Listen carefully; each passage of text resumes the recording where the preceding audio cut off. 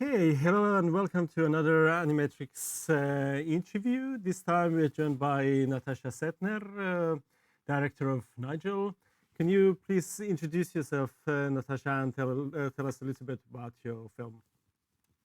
Hi, so I'm Natasha, and Nigel is my graduation film from Royal College of Art from 2019. I have to count, sorry, I forgot when I graduated.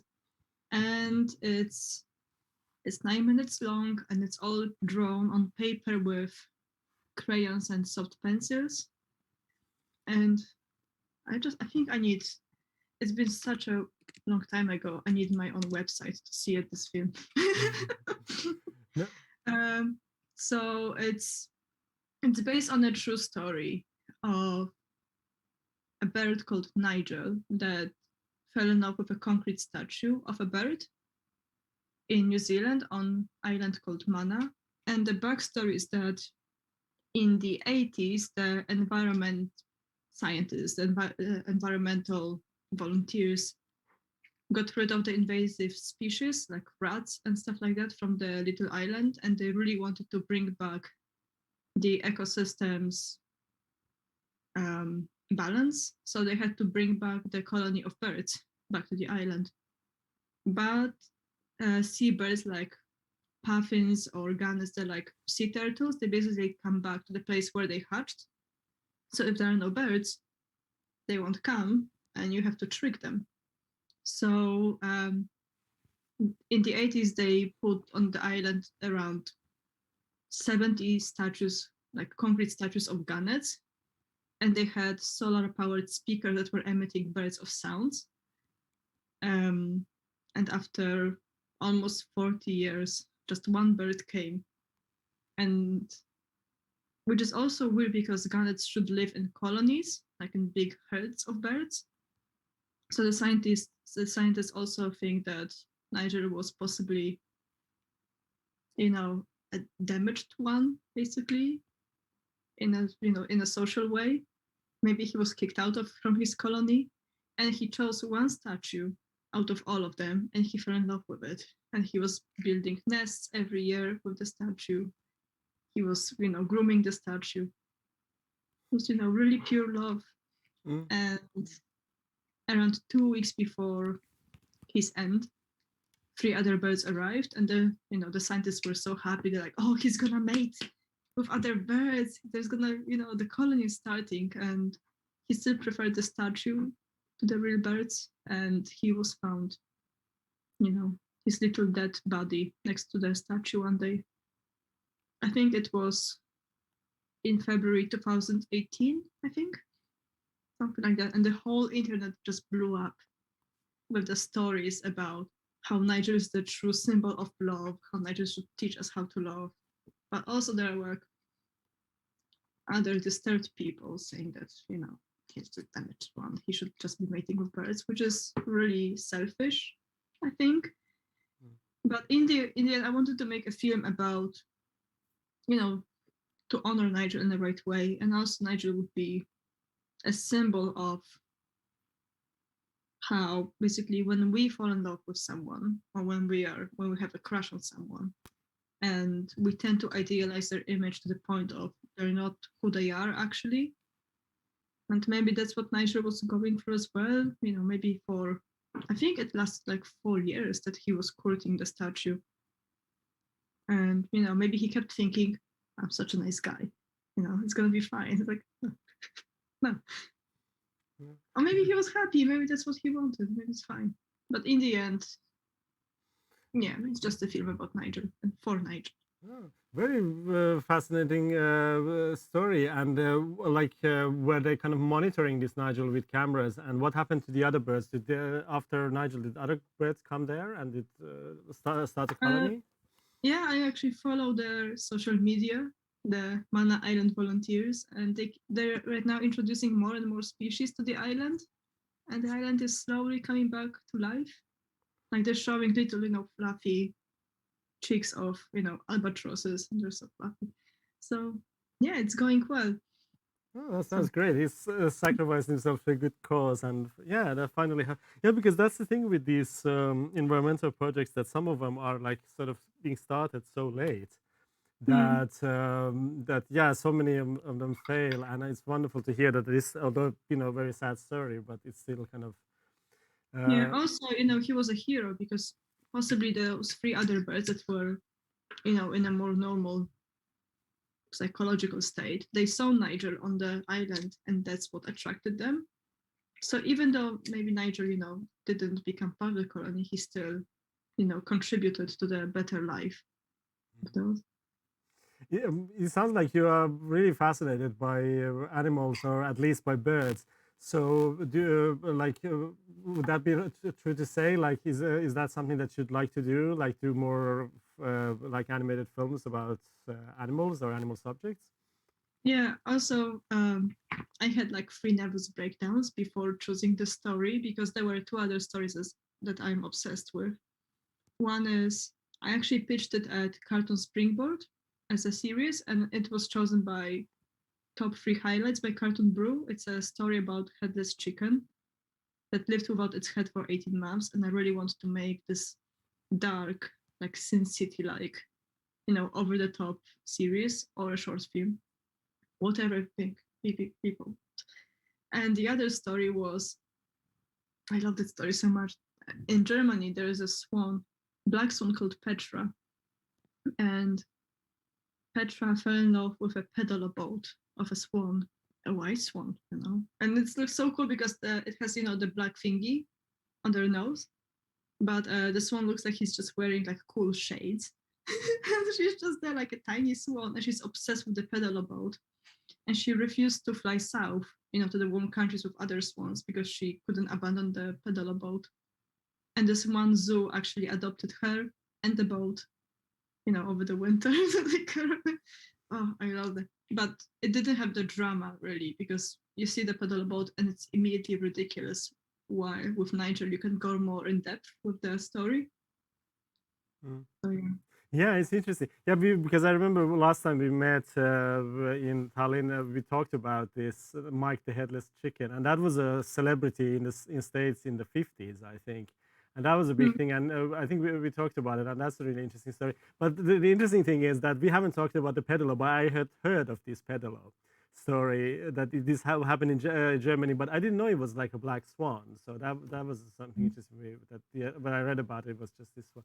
But yeah, so yeah, all of them. So anyone who wants to know interesting, animal or bird stories should turn to you. You seem to be finding all the most interesting ones. yeah, So it's so embarrassing when people ask me like, "Oh, where did you hear about the story?" I'm just like, I don't know. I read so much crap online. I don't even remember. I don't know. I can't pinpoint what where. so what's going on with Nigel? Are you going to make an animation of Nigel, or I mean, sorry, not Nigel. This Mike the Headless Chicken. We're waiting to hear about some funding stuff, possibly. Oh, maybe. I don't know. It's so hard to make a film. No, Yeah. yeah, so it's Hmm? going to be like an independent project because yeah, like, and you're looking for funding like in Britain. You're going to work there, like in London, or? I've actually been living in Ireland for a bit, so after I graduated. So yeah, we're trying with that. And if not, then I'll think. Maybe I'm actually thinking because it's a very odd project, and I think any government would need a lot of, I don't know, courage to fund a project like that because I think it's. I mean, I know I will take care of it, with sensitivity and empathy, but I know it can look like it's just a parody of like, like insensitive parody of a dead chicken because I really want to touch other topics like euthanasia because Mike really lived in pain and he was choking on slime coming out of his throat, etc. And I kind of think maybe I don't know. I hate crowdfunding projects, but maybe this one has potential. I don't know because it's too over the top. I don't know. I Mm. don't know. I'm learning how real life works. But it sounds like a really interesting project. But I guess like well, the other approach would be to like, are you interested in doing like well, other than well, this is I suppose more like animal rights project, but just generally like films of like subject of environmental protection or something to do Mm, with the environment. yeah, that would be really interesting. I would really like to start working on, like documentary animated films like Nigel, which is, the base is in reality, but the story is exaggerated to actually emphasize emotions and key events.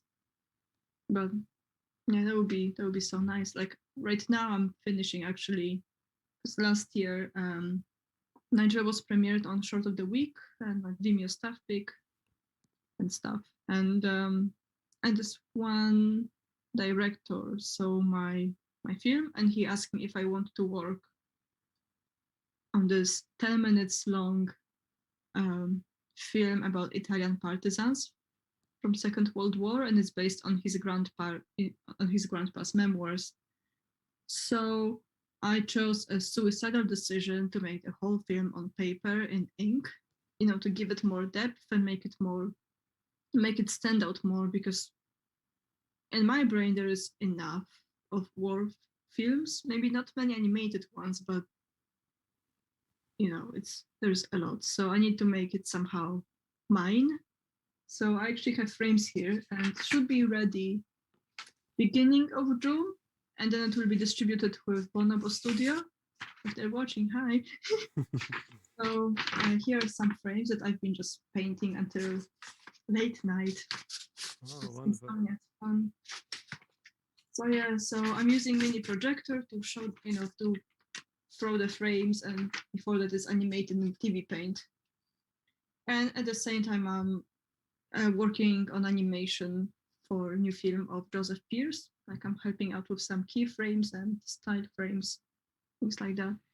So it's busy time. That's Yeah, good. yeah, yeah. No, I suppose that's the life of the animators, at least in Britain. Yeah, you have to work constantly to survive, and of course, you can't survive with these just independent films. But I'm glad it seems like you have lots of like connections and so much like energy to work on all kinds of like different animation projects, and they sort of Mm, suppose that's yeah.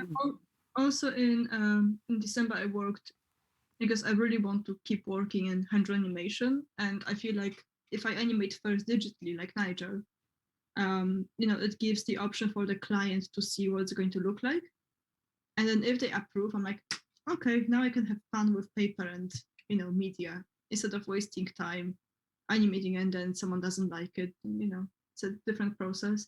So in December, I worked on short animated sequences for a film about, it's actually based on a real story.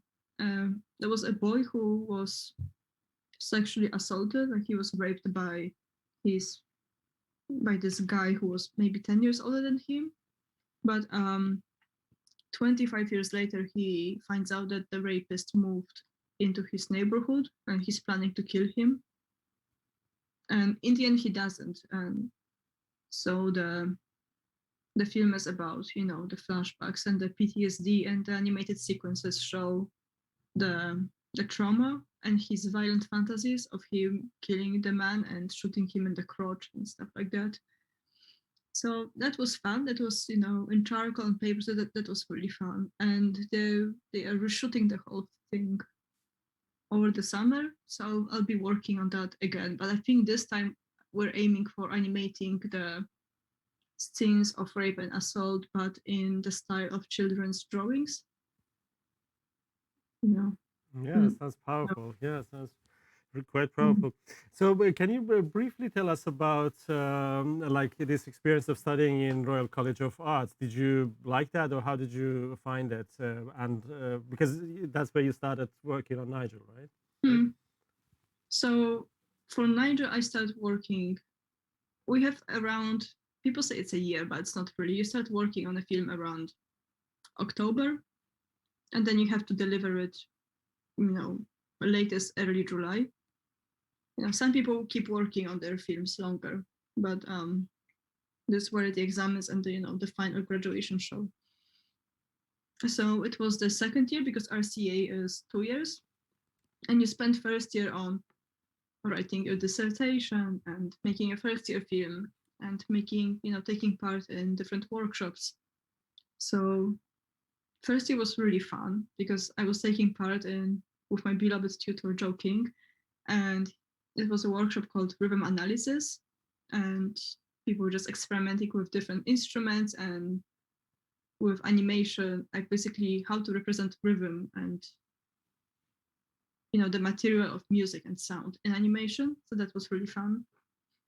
And I was just playing around with synthesizers. And then the dissertation, when I was writing about Soviet censorship in different countries in Europe and how it shaped animation. And then second year is just you and the film. It's just that. And everyone, every week, a different person has a different nervous breakdown every week in the studio. So everyone is having different crises. So I really miss RCA. I really miss working with people or in the studio, just having lunches together. But it was really, RCA is really going through changes. And yeah, we went through the change, of authorities at the RCA. So it was quite intense. But it made us all bond more. And also, we were giving each other feedbacks a lot because it was sometimes hard to get tutorials, and yeah, everyone was just taking care of each other. It was really nice. Sounds And I met good. so many inspiring people. Yeah, sounds great because you sounds like you have like a really, yeah, exactly like inspiring students and good community there, and that's how you make good films. Because I mean, like every year we get something like really nice from RCA, and yeah, it seems to be continuing quite well. So yeah, I hope you enjoy your life as a professional animator now, and yeah, and hopefully, yeah, because I mean, it's good. I mean, that you are working on different kinds of projects, so they give you different like experience and kind of improves your skills, and then I think at some point, when you can work on like bigger and projects that get paid better. So I think your future. Don't worry. I mean, I think this pandemic will be over soon, and then your future will be brighter with lovely birds. With other, you can make stories of other birds in suffering. Yeah, I'm really happy that I got to work on Joseph Pieces film because I'm kind of part of more like also preparing files and TV Paint stuff. So I can also now put on my CV. I organize things. Like I organize files. I don't just draw. I can make a TV Paint file. I don't know. Just that's the thing about RCA that I feel like if you don't have a nice commercial style, it's quite hard to get jobs. Like it takes like even tutors were saying that even if I end up working in a cafe, like even 2 years after RCA, it's still fine because it takes that long, and you're just like, I just spent 6 years studying animation. So I feel like it's just pure luck. I'm actually going to give a talk about life after RCA at the RCA graduation show. The RCA student, I think, asked me, the rep, and they said I told them, like, I don't really know what the industry looks like anymore. I spent the last year in my bedroom painting soldiers. I don't know what the world looks like. But sure, I can try talk about reality.